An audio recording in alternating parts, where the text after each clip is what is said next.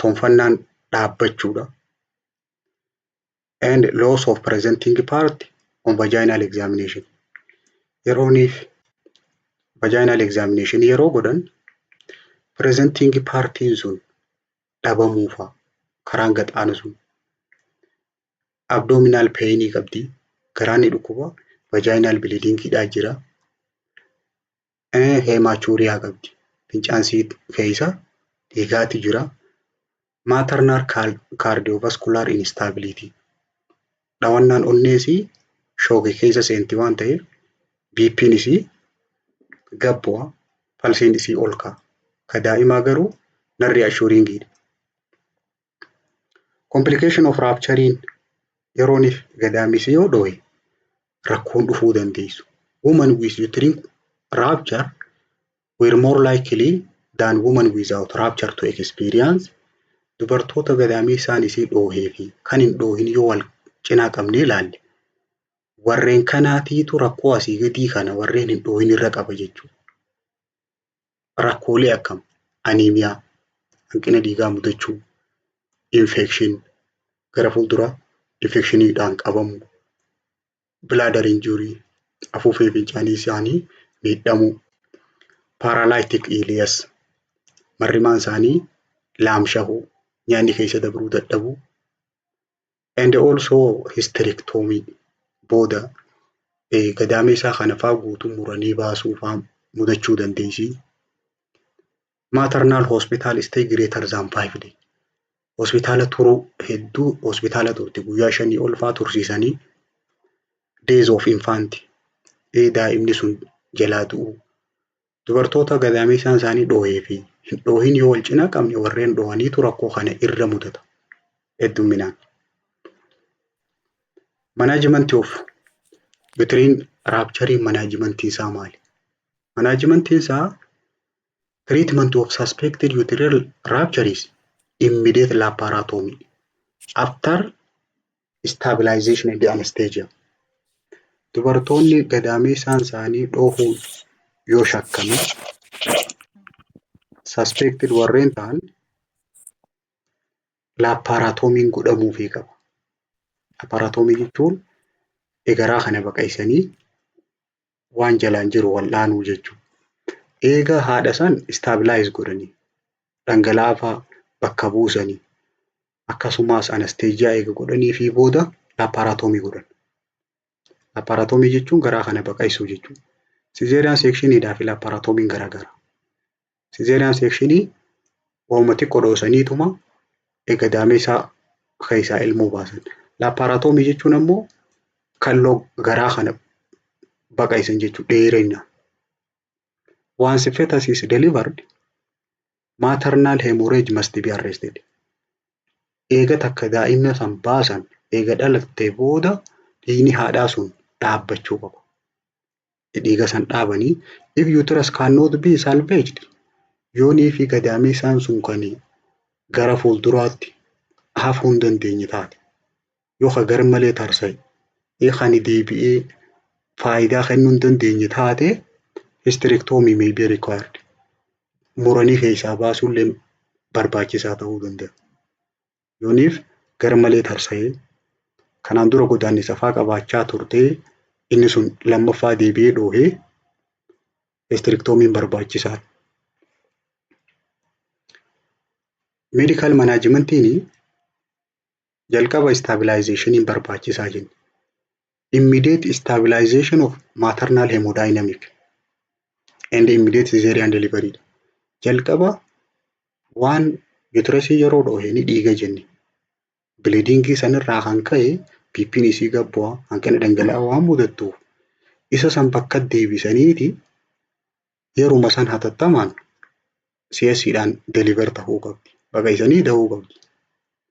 Oxytocin is given to contract uterus and the replacement. Gadaamee isaa san bakka deebisuudhaaf akkasumas gadaamisi sun akka kottoonfatuuf oxytocinii kennan. After surgery eega baqayfamtee booda haadha tanaaf maal kennanii fi additional blood and fluid replacement is continue with antibiotic. Dawaalee farra baakteeriyaatii wajjin dhiigaas dhangala'aadhaas kennaniifi wal cina eega baqaqfamtee booda. Hanqina dhiigaa mudutti, hanqina dhangala'aa mudutti kanaaf kana kennaniifi sarjikaal manaajimentiin warreen yuutiriin raapcharii qabu sizeeriyaan seekshinii, laapaaraatomii fi histerektomiidha. Sizeeriyaan seekshiniin waanuma xiqqoo naannawa gadaamiisi jiru saniin dhoosanii ilmoo baasuu. Laapaaraatoomiin ammoo garaa kana guutuu baqaqsuudha. Histerektoomiin gadaamiisaa san guutuu muranii baasuudha boodarraa yoo inni kan hin fooyyofne taate. Mata dureen lammaffaadhaa premature rupture of membraneidha. Proom jaaniin osoo yeroon hin gahin bishaan garbaa dhoowwuu jechuudha. Osoo yeroon hin gahin bishaan ilmoo jalaa garbee yaa'uu jechuu dhoowwee. Proom is rupture of membrane before onset of labor. Osoo ciniinsuun hin eegaliin bishaan sun dhoohanii yaa'uudhaani proom jedhama. Proomii kana tarmiidhaa fi piritarmiidhaa akkasumas gestational age irra hundoonee bakka lamaan kanatti adda qooduu dandeenya. Tarmiin rupture of membrane after 37 completed week and before onset of labor. Jecha kana sirriitti hubadhaa. Tarmi proom kan jaaniin eega 37 umurtee booda osoo ciniinsuun hin eegalin jidduu kanatti yoo bishaan sun irraa yaa'an jalaa dhoohanii yaa'an tarmi proom jaaniin. Pretermiin ammoo before 37 completed week of gestation. Osoon 37 guutiniin duratti yoo bishaan sun jalaa yaa'an pretermi jaaniin. Latency periodidhaa jira. Latency period kan jennuuni it is interval between rupture of membrane and the onset of labor. Yeroo bishaan sun dhoohanirraa hanga ciniinsuun eegaltu jidduu yeroo jirtu santu latency period jedhama. Isii bishaan irraa dhoohaniif irraa kaasee hanga ciniinsuun eegaltutti sa'aatii ta'uu danda'a, guyyaa ta'uu danda'a. Prolonged proom kan jennuun ni dheerate eega dhoohee ni ture kan jennu. Rupture of membrane for greater than 12 hours. Eega bishaan sun dhoohee sa'aatii 12 ol yoo turte prolonged premature rupture of membrane jedhama. Sa'aatii 12 ol yoo turte. Incidensiin isaa hangam takka heddumminni rakkoo tanaa yoo laalle 5 to 10% of all delivery. Warreen dahan kana parsantii 5 hanga 10 rakkoo tana ni mudatan. Dubartoonni da'umsaa hundi. Preterm proomiin approximately 1% of all pregnancy. Dubartii ulfooytu keessaa parsantiin takka preterm proomii kan ni mudatti. Parsantiin takka. Preterm maal jenne osoo 37 hin guutiniin duratti yooniif membranein dhoohee preterm proom jenneen. Etiolojiin isaa wanti sababa ta'uu danda'u maal maali? Tokko connective tissue disorderidha. Tishuun wal qunnamsiiftuu yoo rakkoo qabaatte. Connective tissue disorder yoo jenne membrane kana tishuu qabdee jirtu kuni yoo rakkoo qabaatte. Urogenital tract infection. Urogenital tract infection jechuun dhukkuboota karaa fincaan ittiin ba'an kana karaa qaama saalaa kana nama huban sababa sanirraa osoo yeroon hin geenye dhoohuu danda'a. Inni biraa uterine overdistensionidha. Gadaamiisaa yoo garmalee guddate, garmalee dhiitawu.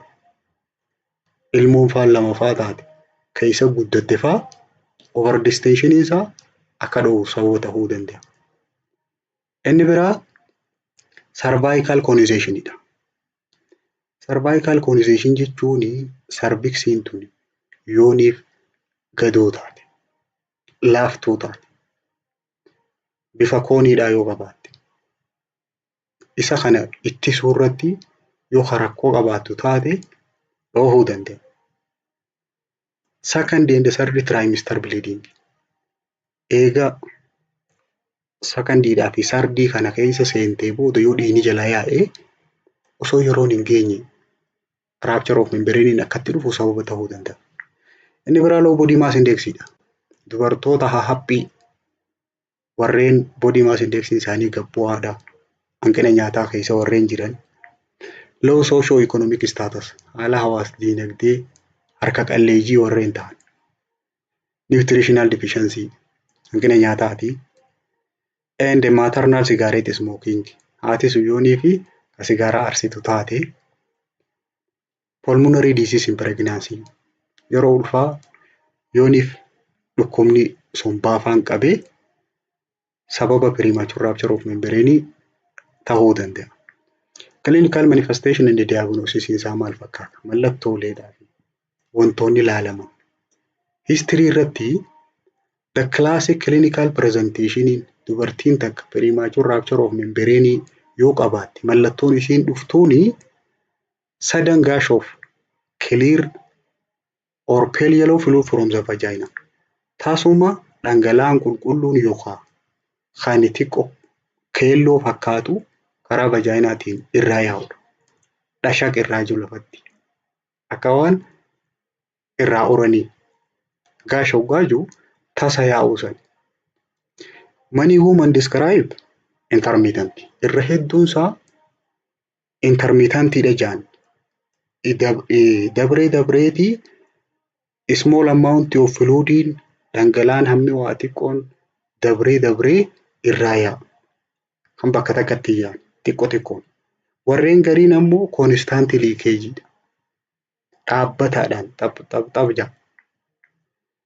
Or just sensation of weakness within vagina or perineum. Warreen gariin hommaas akkam jaanii jiidha ofirratti argan. Uffata jalaa irratti. Uffata qaama saalaatti aanu irratti jiidha arkanii. Warreen kun ammoo qaama saalaa isaanii irratti jiidhaatiitu mul'ate. Jiidha of arkan.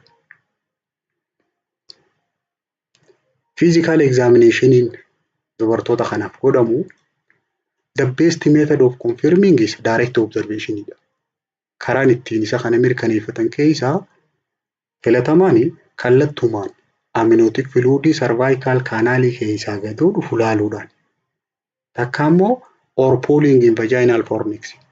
Takka ammoo achi keessa walitti qabamee jiru ijaan laaluudhaan. Typical odor of amniotic fluid is also confirmed diagnosis. Foolii isaatiin illee adda baasuun ni danda'ama. Foolii isaatiin.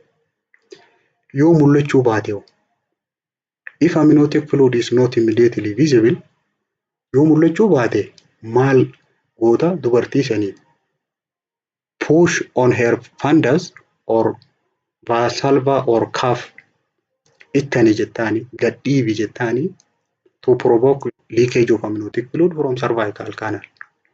Cervical osii keessaa akka gaduu deemu dhangala'aan sun gadhiibi jettaani. Inni biraa sterile speculum examination. Speculumii sterile fayyadamtee laaluudhaan vajaayinaa kana addaan bantee. Speculumii meeshaa qaama saalaa kanattiin adda bal'isanii keessa laalanii. Visualization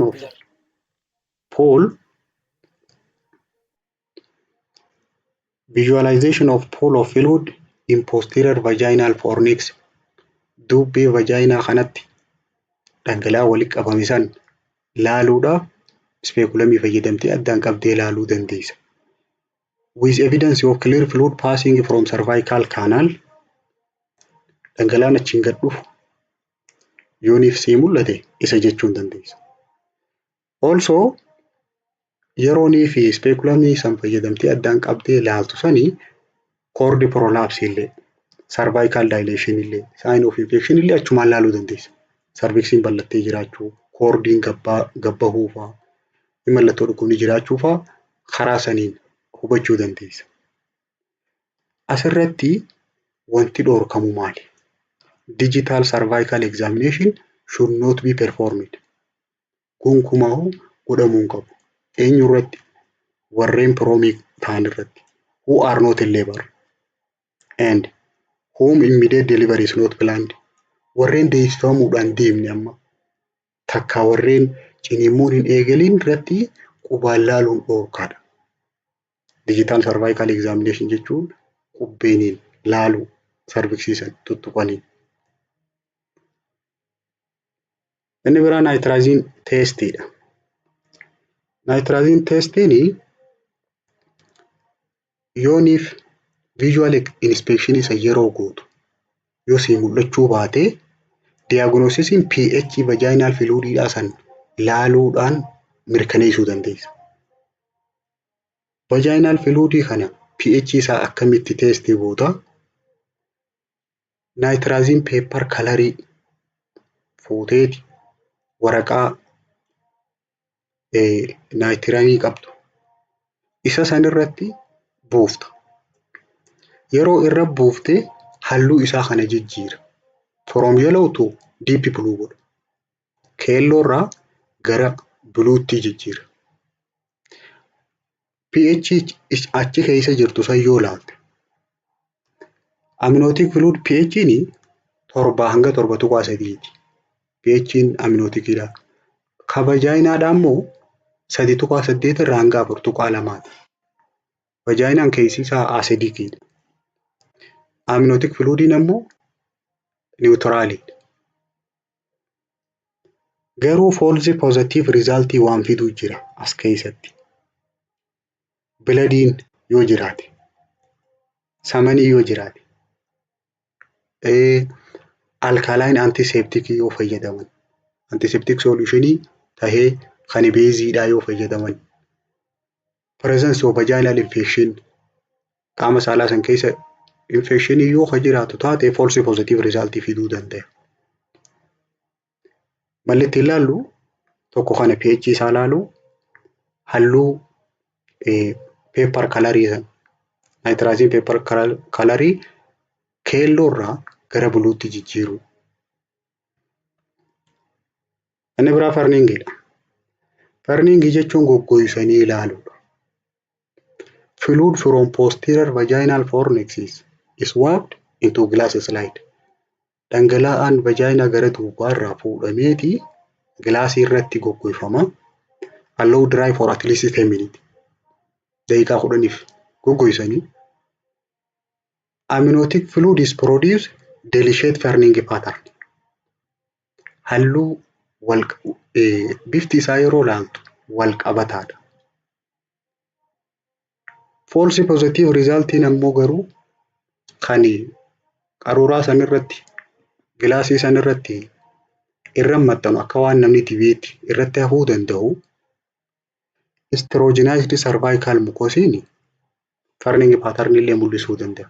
Yooniif mukosiin dhangala'aan sarviksii irraa dhufu estrogeniin ka keessa jiru yoo taate akka amniotic fluid san fakkaachuu danda'a. Kunis mala biraati. Inni biraa ultrasound examinationidha. Ultrasoundidhaan laaluudha. Amniotic fluid volume lowii yoo taate keessaahuu dubartoonni proomii yoo qabaatan amniotic fluid volume isaanii gad bu'aadha. It is present 50 up to 70% of women having prom. Warreen premature rupture of membrane qaban amniotic fluid isaanii gad bu'a. Highly suggestive. Warreen history sensitive manii fi amniotic fluid volume isaa gad bu'uun waliin proomiidha jettee murteessuu si dandeessa. Ka biraa pad testidha. Pad testiin yoonii fi sarviksii san irratti wanni walitti qabamee hin jiraatin liikeejiinis kan jiraanne yoo taate wayi keessa kaayan. Paadii place vaginal pad over vulva.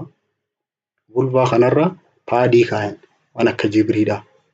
San booda examine it hour later visually or by odor. Ijaan laalan takkaa fooliidhaan.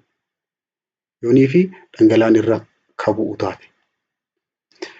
Wetting with no urine and no vaginal discharge may suggest.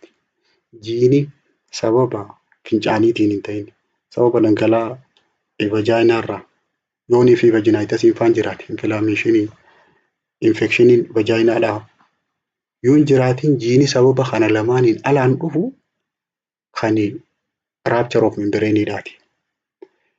If diagnosis remaining question, do two tests if available. Yoonii fi ammaas diagnosisiin kee kun gaafii kasii keessatti uumu taate mala 2 fi 3 wal faana laaluu qabda. Mala 2 3 ka jiru fayyadamuu qabda. Maloota hangammaa dubbanne kana. Kabira installation of indigo carmine. Installation of indigo carmine itti naqu. In equivocal cases warreen si shakkisiise kan adda baafachuu dadhabde definitive diagnosis gootee mirkaneeffachuudhaaf si gargaara. Akkamitti itti naqan? Dura ultrasoundiidhaan deeggaramuu qabda. Under ultrasound guidance 1 ml of indigo carmine 9 ml of sterile saline is injected transabdominally into amniotic fluid. Indigo kana ml takka fuudhanii saline ml 9 walitti dabalanii waliin ml 10 karaa garaadhaatiin transabdominally jechuun garaa keessaan amniotic fluid itti naqan. San booda tampon is placed in vagina. Vagina kana keessa kaayan. Wanni kaayan paadii jechuudha. Half hour later, tampon is removed and examined. Saatii walakkaa booda keessaa baasaniiti isii tana laalan. Halluu biluu kalariidhaatiitu irra ba'a. Yoonii fi biluu kalariin kan paadii kanarra bu'u taate indikeetiividha. Amniotic fluidiidhaatiitu yaa'aa jira jechuudha. Complication dhufuu maltu maali? Haati takka yooniif premature rupture of membrane qabaatte rakkoon dhufuu maltu maternal irra maaltu dhufu? Fetal irra hoo? Maternal irratti endomyometritis.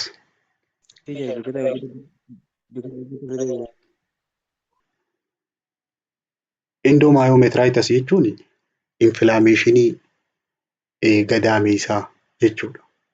Inflammationii inner layer of uterusidhaati. Inni biraa sepsisidha. Sababa rupture of membrane kanaan waan infectioniin jalaa oloo seenuuf sepsisiin dhufa. Endomyometritis illee sababuma kanaaf dhufa. Bakteeriyaan jalaa ol seenee achi keessatti wal hora infectionii uuma. San booda inni asii wal hore kuni hidda dhiigaa keessa seena. Hidda dhiigaa keessa seenee summiin isaa irra injifattee sepsisiifiddi. Kabiraa postpartum hemorrhage itti dhufa isii kana. Postpartum hemorrhage jechuun eega dhaltee booda eega deessee booda dhiigni irraa yaa'u. Antepartum hemorrhage illeen itti dhufa. Osoon hin dhaliniin dura dhiigni akka irraa yaa'ullee sababa ta'uu danda'a. Inni biraa wound infectionidha.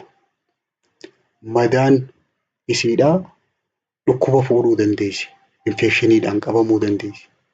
Sababni isaa osoo banamee ture yeroo dheertuudhaaf waan turuuf. Cesarean delivery mudatti. Baqaysanii dahuu sababa kana mudachuu dandeessi. Daa'imarra hoo rakkoon gahuu dandeessu feetaalii chorioamnitis.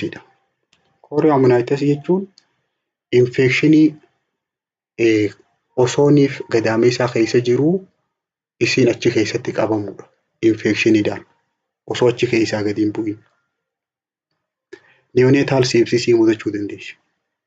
Neonatal sepsis jechuun guyyaa 28 gaditti daa'imni akkuma dhalatteen dhukkuba ciccimaadhaan qabamudha. Pulmonary hypoplasia. Pulmonary hypoplasia jechuun sombi isii suni xiqqaa ta'uu danda'a. Guddachuu dhabuu danda'a. Silaa yerooniif daa'imni gabbuutee qilleensa arganuu eegaltu ni bal'ataa fi hypoplasia jechuun ammoo hanga saatii gattaa. Inni biraa cord prolapse mudatti. Bishaan sun waan jalaa dhumaniif kordiin ala gabbaati. Limb deformity or fetal deformity syndrome faa mudatti. harkaa miilli takka qaamni faan irrachuu danda'a. Qaamaa irrachuu dandeessi. Manaajimentiin isaa maali? Manaajimentii isaa yeroo ilaallu tarmiidha moo piriitarmiidha? Manaajimentii of tarmii piroomii yoo taate warreen 37 ol kute yoo taate labor is induced. Unless there are contraindication to labor or vaginal delivery. Ciniinsuun eegalamuu qabdi. Eegalchiisuu qabu. Yoonii fi ciniinsuun sun vaginal deliveryidhaaf kan hin danda'amne taate malee ciniinsuun eegaluu qabdi. Yooniif jalaan kan ciniinsuu yeroo eegalle jalaan yoo hadeessu taate ciniinsuu yeroo sanitti eegalchiifamuu qabdi. Maaliin? Oksitoosin kennaniifi. Warreen ammoo vaginal delivery hin dandeenye ciniinsuun eegalchiifna. Warri cesarean delivery barbaadan bakka hospitaalaatti ta'uu qabdi. Most women with term prom who are followed expectantly will go into spontaneous labor. Dubartoonni irra hedduun isaanii garuu kan bishaan garbaa hin dhoohan yeroo hordofne ofumaan ciniinsuun eegaluu dandeessi. Akkasumas deliver within 24 hours, 48 and 72. Warreen dubartoonni parsantiin 70 sa'aatii 24 keessatti da'an. Parsantiin 85 ammoo sa'aatii 48 keessatti. Irra caalatti immoo parsantiin 95 sa'aatii 72 keessatti eega bishaan sun jalaa dhoohanii yaa'anii booda da'an. Ofumaan yoo hordofan. Manaajimentiin piriitarmiidha. Warreen 37 gaditti bishaan sun jalaa yaa'an conservative management or terminationidha. Takka itti fufsiisuu yookaan immoo baasuudha. Maal irra hunduudha? It is depending on gestational age. Tokkoffaa umurii ulfa saniiti. Availability of neonatal intensive care unit. Ni kun ni jirti. Bakki daa'ima san guyyaa hanga afeef sanitti guddisan tursiisanii. Presence or absence of maternal or fetal infection. Haati sun dhukkuba qabaachuu fi qabaachuu dhabuusii. Takka daa'imni sun infekshinii qabamtee jiraachuu fi qabamuu dhabuusii. Presence or absence of labor. Ciniinsuun eegaltee jiraachuu fi ciniinsuun eegaluu dhabuu. Inni biraa fetal presentation irra hunduudha. Karaa daa'imni sun ittiin dhufte. Breech and transverse layer unstable. Yoonii fi karaa duubaatiin dhufte. Garaa kana keessa dalga galte. Transverse yoo taate. Increase risk for cord prolapse. Handhuurti faan bahuu dandeessi dura. Hiddi handhuuraa kun.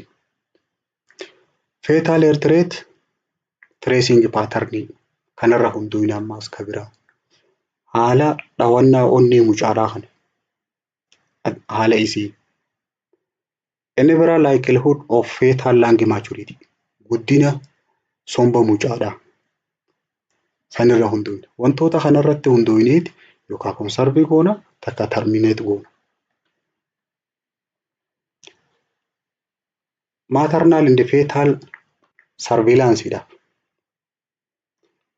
Dubartoota kanaa fi daa'ima garaa keessa jiru san dubartii piriitarmii piroomii mudatte manaajeroo goonu.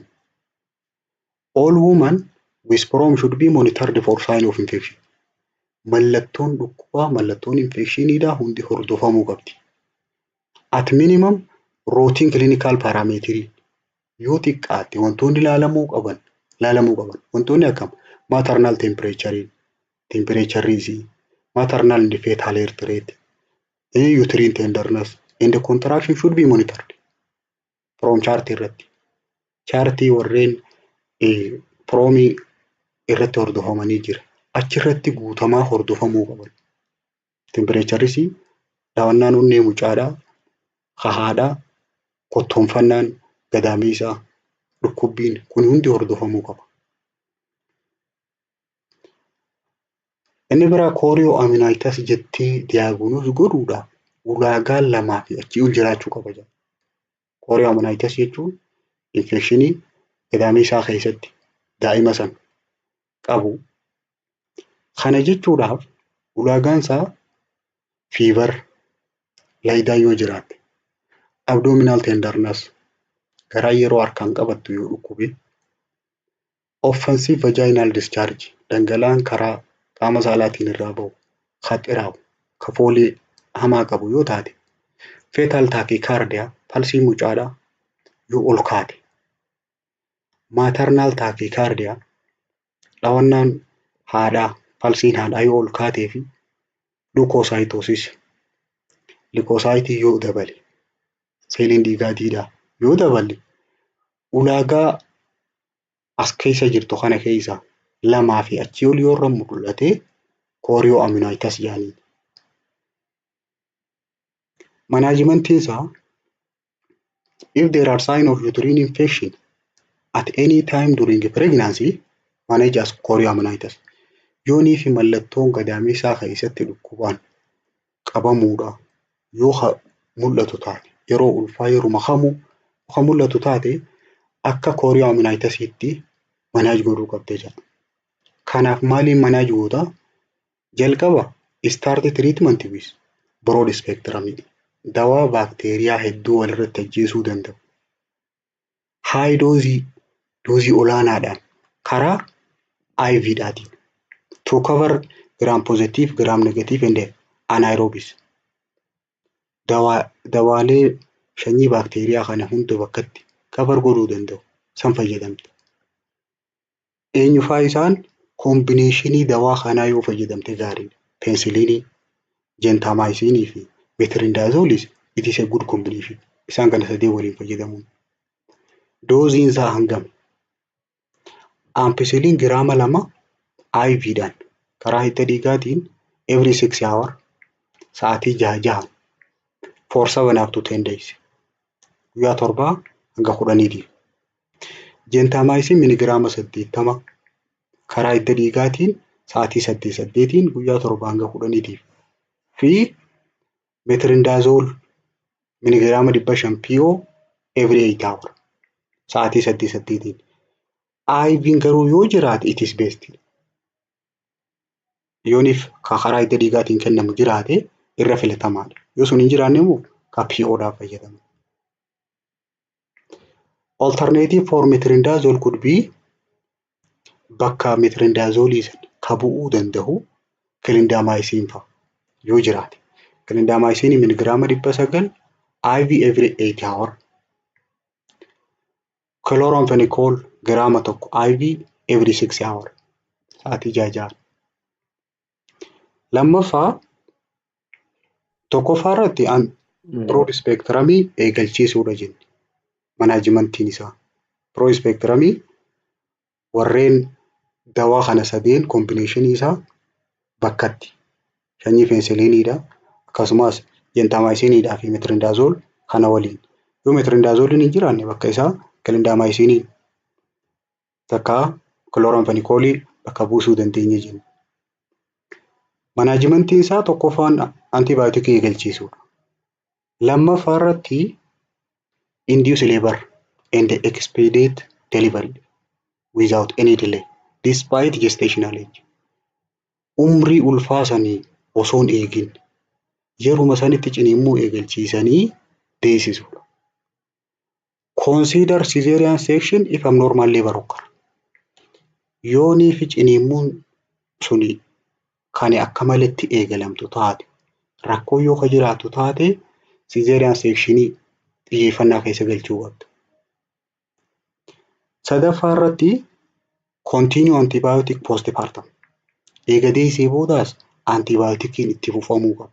At least yoo xiqqaate hanga haati sun laayidaan ala taatutti eega laayidaan irraa dhaabbattee booda sa'aatii 24f itti fufsiifamuu qaba. Antibiyootikiin reefuu jenne sana. At least for 24 hours after the mother become febrile. Eega laayidaan irraa dhaabbattee sa'aatii 24f itti fufti. Management of preterm promise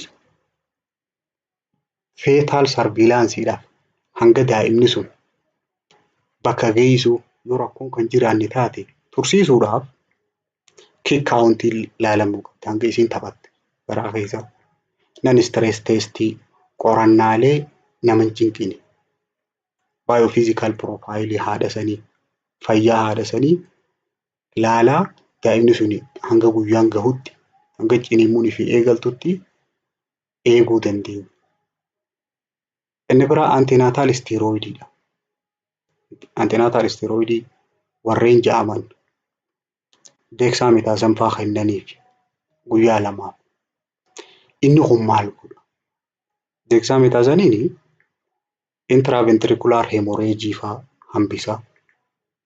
Nikrootaayizing intirookolaayitasii, rispaaraatorii distirees sindiramii rakkoolee akkanaa kana waan hambisuuf sombi daa'imaa sun akka maachuur ta'u waan gargaaruuf deeksaametaazaniin kennamaaf.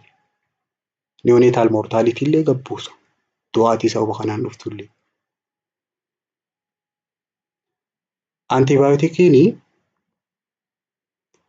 ampicillin IV'dhaan for 48 hour followed by ampicillin karaa hidda dhiigaatiin sa'aatii 48 kennaniitii fi san booda amoksaasilin PO jijjiiraniif for 7 days and erythromycin for 48 hour san booda PO jijjiiraniif.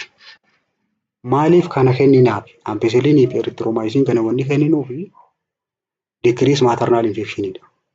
Dhukkuba dhufuu danda'u haadhaa san gad xiqqeessuudhaaf decrease fetal infection dhukkuba daa'imaa san xiqqeessuudhaa fi prolong latency turtii hanga isiin turuu dandeessu kana achi dheeressuudhaaf umurii san osoo yeroon hin geenye akka hin dhalanneef piritarmii waan taateef guyyaa dheeressuudhaaf. Indication for termination namoota akkamtu ulfisaa bahuu qaba. Tokko kooriyaamanaayitasiidha. Kooriyaamanaayitasiidha ulaagaa kiraayiteriyaa lamaaf fiichii ol yoo qabaate kooriyaamanaayitasi jenne mallattoo isaa dubbannee bira dabarra. Infection in the uterusidha. Tokko yoo kana qabaate. Inni biraa gestational aging greater than 34 completely wish yoo taate. Torbaan 34 ol yoo xumurte taate. Gestational aging 32 hanga 34 jidduu taate if lung maturity is confirmed. Sombii guddachuu bilchaachuun isaa yoo mirkana. Akkasumas spontaneous labor warreen qabaate. Warreen ofiin ciniinsuun eegalte. Cord prolapse yoonii fi hiddi handhuraa bahe. Non reassuring fetal heart rate pattern yoo jiraate. Non reassuring fetal heart rate pattern mallattoolee uterusiin dhoohuudhaati jenna.